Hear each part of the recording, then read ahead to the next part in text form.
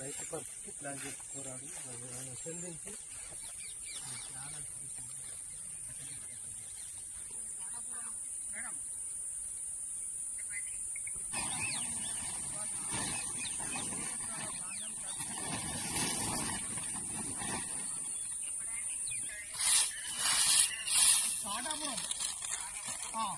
బాలయ్య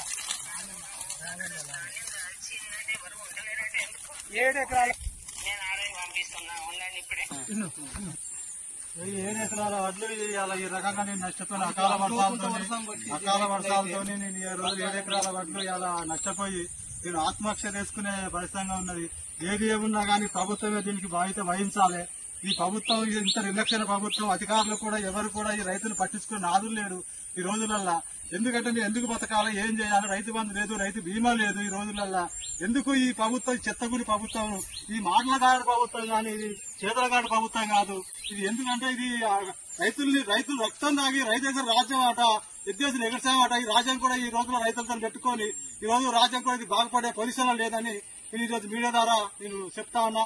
ఎట్లా చేసినా వడ్లు ఎవరైనా కొనుక్కుంటే ఆత్మహత్య చేసుకుంటా. దీనికి కాంగ్రెస్ పార్టీ దీనికి బాధ్యత వహించాలని కూడా నేను ఇలా చెప్తా ఉన్నా. ఏప్రిల్ 1వ తారీఖు పోసిన ఏప్రిల్ అయిపోయింది. ఇలా 2 నెలలకు కూడా ఇది వచ్చే ఉన్నది. అకాల వర్షాల వల్ల ఈ వడ్లు మొత్తం నానిపోయి ఈ రోజు నేను ఆత్మహత్య చేసుకునే పరిస్థితి ఉన్నది. ఏ అధికారులైనా ఎవరైనా వచ్చి దయచేసి ఈ వడ్లని కొనుగోలు చేసి ఇవాళ రైతుకు ఇంత అన్నం పెట్టే పొజిషన్ చేయాలి. ఇవాళ రైతు ఇవాళ రాజ్యాన్ని దాస్తాడు. ఆ రైతు మీదనే ఇలా ఈ ప్రభుత్వాలు కూడా కక్షపూరంగా బట్టి ఇవాళ కక్ష కట్టి ఇవాళ రైతుని ఈ రకంగా ఇబ్బందులు పెడతారు. కాబట్టి ఏది ఏమైనా కానీ పక్క మాత్రం ఈ వడ్లని కొనాలి. ఇలా ఏది చేసినా లేదా నేను ఆత్మహత్య చేసుకుని ప్రభుత్వం మీద ఈ ప్రభుత్వం దీన్ని బాధ్యత వహించాలని కూడా నేను తెలియజేస్తున్నా.